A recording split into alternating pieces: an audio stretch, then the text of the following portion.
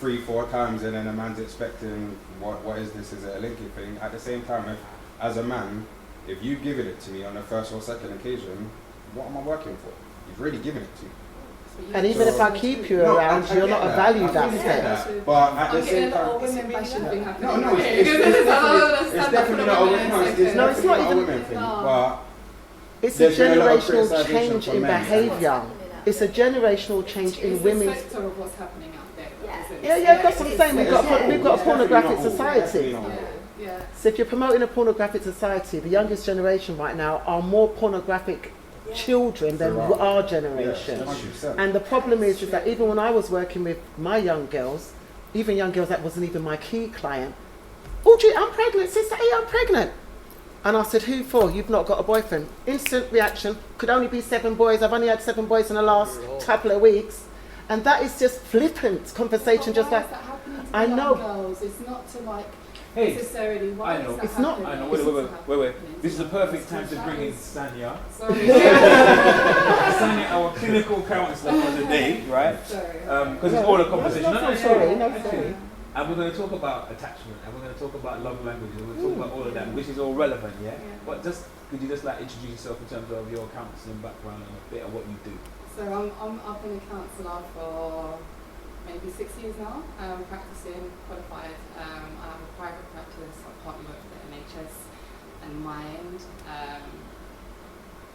Background in mental health as well as support work. So I've worked in loads of like support roles with young people, Set the Points, YMCA and other hostel organisations like that around London.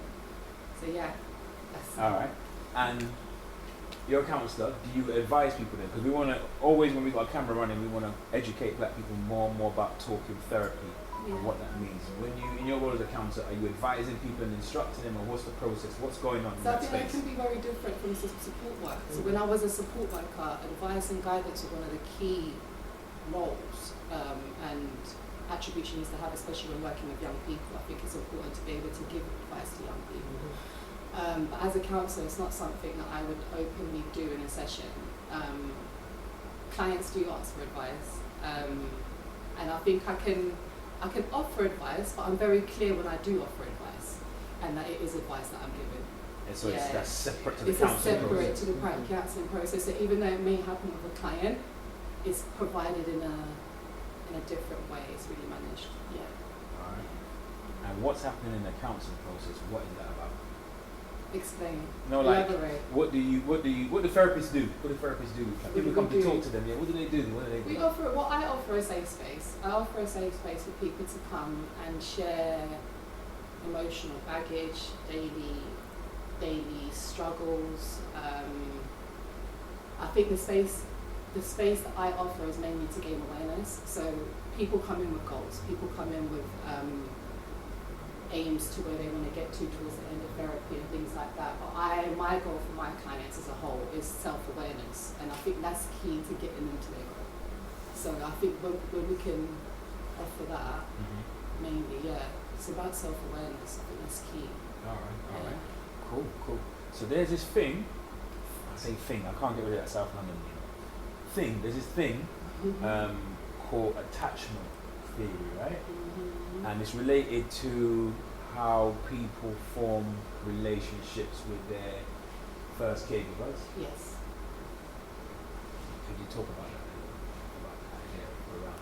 around what types of attachment are there and why? Because it become relevant as we go on, how it plays out with the relationship, and it comes back to what you've already discussed. What you're thinking, as well. How does it tie in? It's historical, so it's evolved. I mean, right now I think we've got 4 in it. There's 4 different attachment styles. So you've got the secure attachment style, which is people that are quite autonomous, people that know themselves, people that are like within the first 3 years of their lives, 3 to 5 years of their life have had caregivers constant. So when they've been in need of crying or anything like that, their attention, their need has been attended to. You've got anxious avoidant, I think is the second one. You've got anxious avoidant, you've got dismissive, and then you've got disorganized, unresolved. And I think in relationships, when it plays out in your adult life, because they can change as well. So I think the traumatic events throughout your life can change. So throughout the first 5 years of your life, you have that sort of attachment, and then it can change depending on how, you know.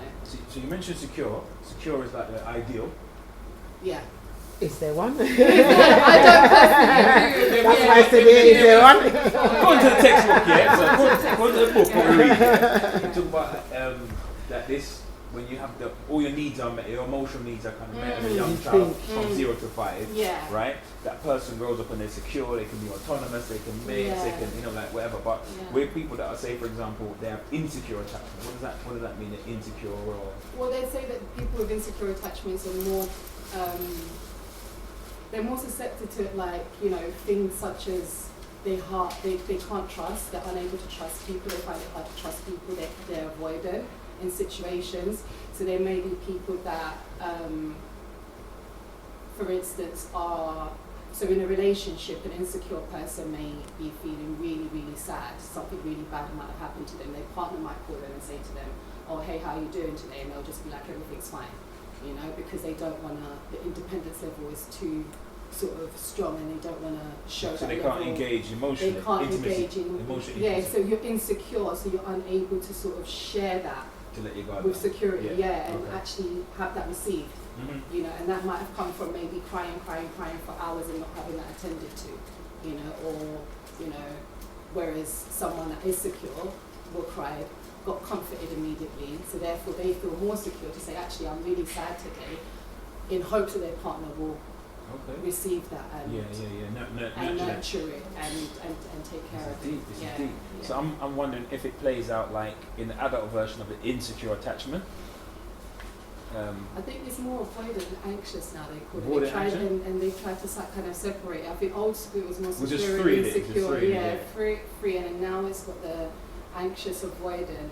So what's the type then that the man who wants to control his woman and know every male friend that she has, and the woman that wants to go in the man's phone? What apart? And don't say red flags, that's not a technical term, right? That's a layman's term. No, that's absolutely it. Both narcissism and a red flag. You know this. And a red flag, you know this. We're more aware now, innit? And that comes in awareness. Yes. Exactly. Yeah. Sorry, what was the question? Yeah, the question is, what is that? Yeah, what's that about? Because that's obviously come from somewhere. What would you link that to?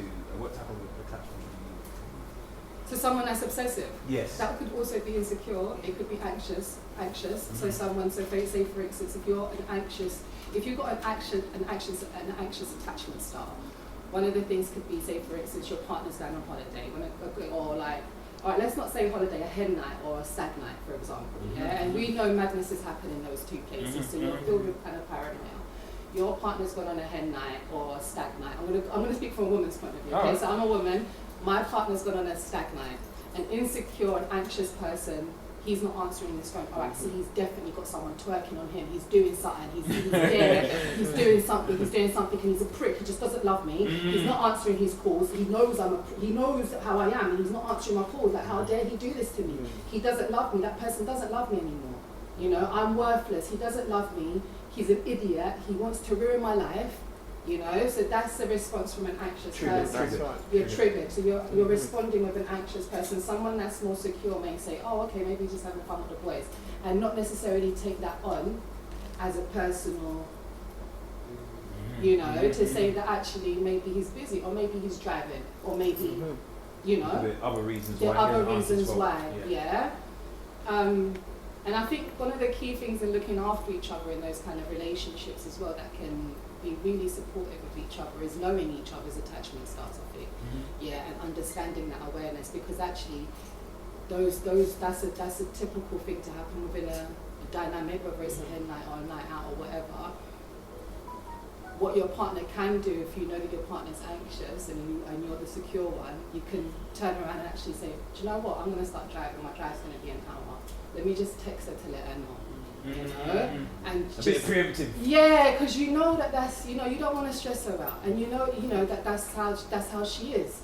So a good way to respond to that would be like, let me just quickly text her because I know what she's like. You know, I know what she's like. So she's gonna lose it. I don't want to get into madness. Let me message her and let her know I'm gonna start driving. It's gonna be long before I get to where we get in. I'll let you know when I get there. You know. And usually by the time that person gets to their destination, their partner's sleeping because they're reassured, usually, you know, and their thing can be, so it's about knowing each other. It's not necessarily about your attachment style. It's about knowing your partner's attachment style. That's the key. Because even someone that's extremely secure, I mean, there's arguments now that have been happening with research saying that, you know, people that are extremely secure are actually more vulnerable in the world, you know, because they have this sort of secure base that actually when they get out and they don't get their job, or they don't get the girl they want or the man they want, it's detrimental to them. They're not used to disappointment. They're not used to it, yeah. So, whereas people that are anxious actually have a quick response rate, you know. So when you're in danger, actually someone that's anxious might be useful around you, you know, because they can sense things. Their guard is up all the time, so they're aware and, you know, so I think it's not necessarily your style that can be the issue, it's awareness of your own and your partners and who you're dealing with, and with all kinds of relationship, really, not necessarily just a loving one, yeah. Alright, cool. Some deep stuff. I was thinking. All right. What about the love languages? The love languages. Are there any? Let's get a pen right now.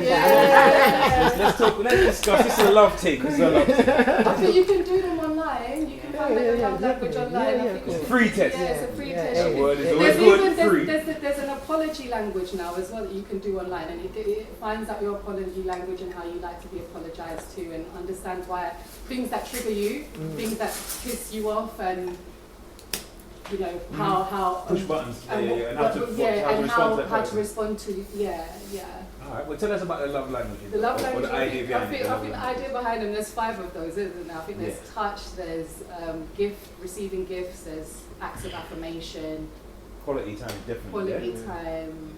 I've forgotten the 5th one now. But there's 5 of them, and I think even that. Acts of service. Acts of service. Yeah. If you're doing them online, don't do them quickly. Try and be honest. Find some time and really like sit down and really do it and understand it. I was saying, when I was having a discussion with you actually, because I was saying I did one in 2017, I think it was, and I think my love language back then was receiving gifts, and at the time I was like, yeah, I do like to receive gifts. I do. At the time I was like, I found that really hard to admit to myself, and then when I read the description, and it wasn't so much about like an expensive item or anything, but it was just that, you know, like someone going out and, you know, just thinking like a sandwich at lunchtime. Yeah, just anything. You remembered me, you were thinking of me. That kind of thing. Yeah. But actually now, that's very different. 2017 to now, when I did one recently a few weeks ago, I think my number 1 was acts of service. You know, so I think there are things that you're forever evolving in, you know, and again, it's that awareness. It's just knowing what your partner's love language is, because that can make a huge difference. I like receiving gifts, but my partner might not like that, so I'm busy trying to buy him stuff, thinking, I'm busy trying to buy him things, thinking, actually, no, I've been in Primark, I think these socks, and he's thinking, why are you getting me socks, babe? We ain't got money for socks, you know, like, you know, something like that. Because it's not he ain't his worried language, about it's socks, yours. but I'm sitting there thinking, I thought of you in Primark, you know, like, so those things there, it's about knowing each other, and him seeing that, he might think, actually, oh, she's getting that to me because that's her love language, and actually this is her way of showing me love, you know, and understanding that. So it's something about knowing what your partner language is, what your partner's love language is, and your own. So there is this saying that women like gifts. Yeah. And so that instead of buying a woman a bunch of roses, you should give her a rose every day. Like cut it open and just spread it out, because like, you might think as a man you're giving her a gift, but it's a long lap in it. But if you just hit it with a rose regular, apparently that's what I've heard. I don't know much about women. But I think it's just understanding, having a conversation. That's my daughter. Sweet. But yeah, I think it's just the awareness, isn't it? It's about knowing each other, you know, and understanding each other's limits. And these things are forever evolving. I think the reason why I gave that example is that 2017 wasn't that long ago for me, and I think 2 years ago, how many of us have been in relationships 5, 6 years, you know, 7 years, 10 years?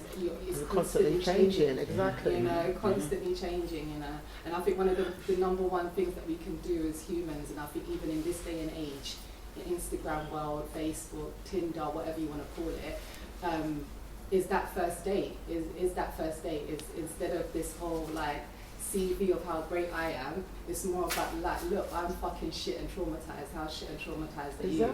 And that's where do you know what I mean? That's where the realness is, and that's where that awareness comes from. That's where you get to find out your partner's attachment style. That's where you get to find out your partner's love language, and that's where you find out what their real needs and what responds.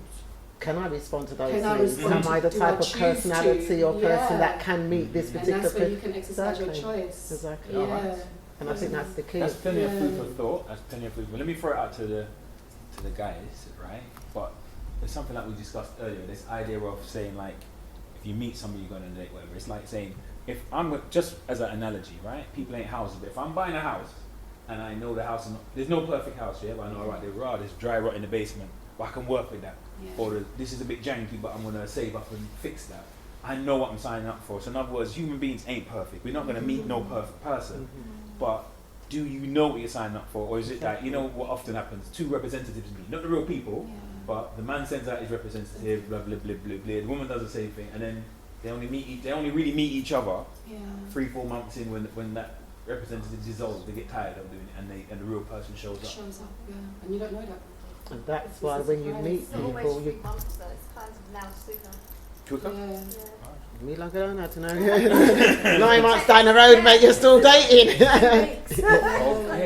Show up quite quickly. But that's, I think, we're literally all saying the same thing. It's about when you meet someone, take the time to know things about them. Yeah. So people are coming from their traumatized backgrounds. They may have healed themselves, but it may affect certain things when they're in a relationship. So somebody needs to be aware of that. They're going to take that on. And I think that needs to be more honest and open. I think people are more kind of like, I want to impress the first date. I want to impress, I want them to like me, and I want to make sure that I get a second call back, second call back. Yeah, exactly, natural nature. So you focus on that more so than actually the real questions you want to ask. And I know it's not nice asking a heavy question, because I've been on dates and I'm straight for the juggler. I'm not really about going around the houses. I'm like, are you married? Have you got a wife? And if you're not married, are you actually seeing someone? Do you date white women? So I'm straight up. So you're real. Yeah. I ain't got the time. My time is important. My time. I have a value. I've got an just doing coffee. I go to the shop to get a packet of crisps. My time and we were talking about insecurities. I'm aware of what mine are. I'm 100% of what they are, and I've got the tools to work with them.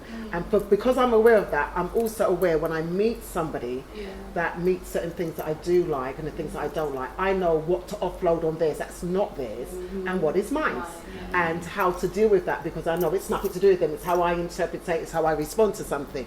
So I don't give it to them as their baggage. I'm more interested in what baggage you've got and me learning you, because women tend to be more honest and open when we talk, and when men are a bit shady, you don't get the full story. You get a little jigsaw piece here and a little jigsaw piece there, so you don't get the full story on the first or second, third date. We take time. With men, we have to tweet things out for make I kind of see if it makes sense and if it's truthful. With women, you ask us a question, we gently mature women, generally to be more open and honest and just say what it is, because we're clear about where we act and what we don't want to get involved in.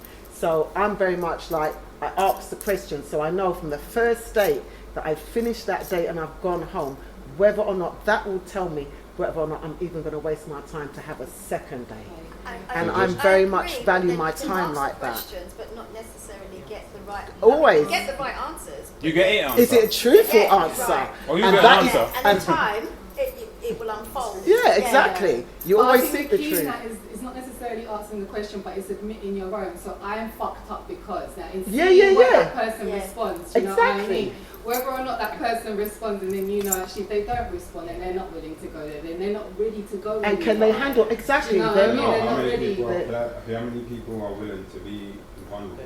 Yeah. First Especially that's what I'm saying. Another thing, you two, from what I'm hearing, you're speaking as women that understand yourself. You've obviously gone through a process where you understand yourself. Now, for someone on the younger generation, they're dealing with their own trauma, so they might not necessarily care what your trauma is. So for what you're posting up or for what you're putting up there, as in, I'm a bad bitch, this is an interview, that's what I'm taking, that's what I'm understanding.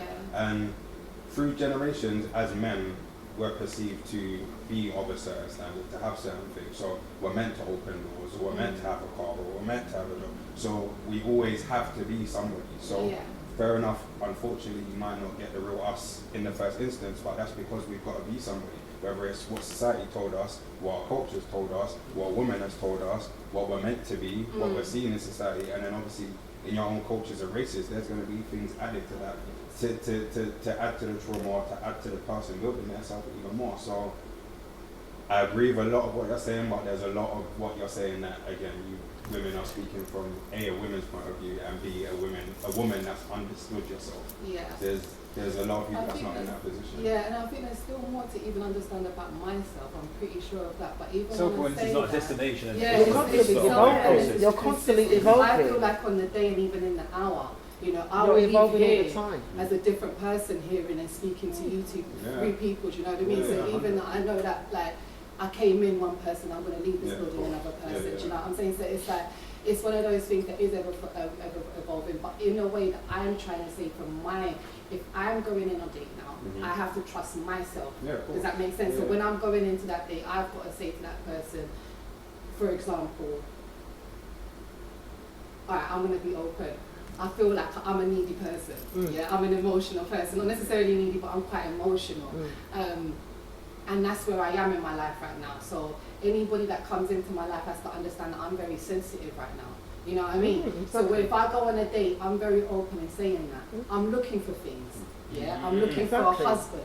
Do you understand? So if I'm going on a date, or even before I go on that date, that man needs to know that's what I'm looking for. And I need to know that that's what he's looking for as well. Otherwise, I'm not going. You're wasting my time. You're wasting my time. You want being a back. I'm hoping that when I Exactly. say to that man, I'm looking for a husband, that they will be brave enough to say to me, yes or no. yes I'm or no. for And it's you. happened. Exactly. It's happened. Men have actually said, you know what? I don't really you know think. what they're saying for me. Yeah. And I respect it. 100%. Because I'd rather I've that had that. That's than right. to be, you know what I'm saying? Waste my wasting time. myself. Waste my time. Just based on that specific point, if you flipped it for a man, and a man understood himself, and understood he was needy, he wanted a woman, he needed to make sure she was alright, amongst his social peers, possibly, not 100%, but amongst his social peers, that might not necessarily be the case. He might be thinking, okay, I'm needy, but if I phone her too much, I'm not going to look like a chase.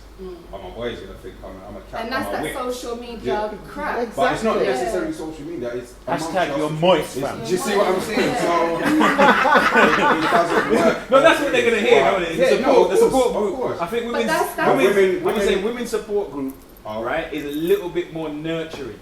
Where you probably could be open and say, and this is what as a female, was saying about you guys separating yourself and how it needs to happen as a community with the sisters. Because actually, if you sat down with sisters, you would those understand. things may disappear over time. You may not have those inhibitions or fears. You know what I mean? Because you would women have do other bring our brother, we responses. do If you're bring not just in the confidence. barber shop with other men telling you you're moist, when actually a woman can receive you and say, that's not moist. Do you understand? And that's the thing. That's where with women, yes, we do have a different support network, but then with the guys, is it that you didn't have like particular like role models or that environment growing up, so you don't know how to kind of see that and accept it? It's culture. It's culture. Yeah. It's culture, and it's not culture as in African culture, African Caribbean culture. It's culture about masculinity. There's something about masculinity, and there is a vulnerability in masculinity, but it's very reserved. And it's only for the few. It's like, you understand? It's a bit more, not saying women's vulnerability is not precious, but like, we as men, remember that we come from kind of hunter-gatherers, or male can be rivals. So in terms of what we disclose and when we disclose, it's not, so I'm thinking it might be in our kind of cultural DNA or our genetic makeup to kind of, we kind of be weary about that. We don't go into a group of men and cry. And that's unless people are bonded and it's some kind of intervention group on my basketball team or something. It does. Do you get me? Whereas women could just never meet each other and go, I like it here, where do you get your shoes? And just start talking to each other on a certain level. Guys, we don't really do, we can't, Well, he could be he could be pounding, he could be a grey back pounding my chest in half an hour from now. So when I meet him, we can't even shake hands or we touch shoulders from far, and there's got to be a gap in the middle. Pelvis don't come close. You know, there's certain rules. Unspoken. So it might be something to do with that. But I find that interesting because our parents' generation, our dads spoke with our mums. when they had problems, they weren't talking to them brother. Them brother find out after them done resolve the problem and them do time. We have a little problem and we did start. So our fathers or our grandfathers for the older generation, they went a generation. Them sit down, play them look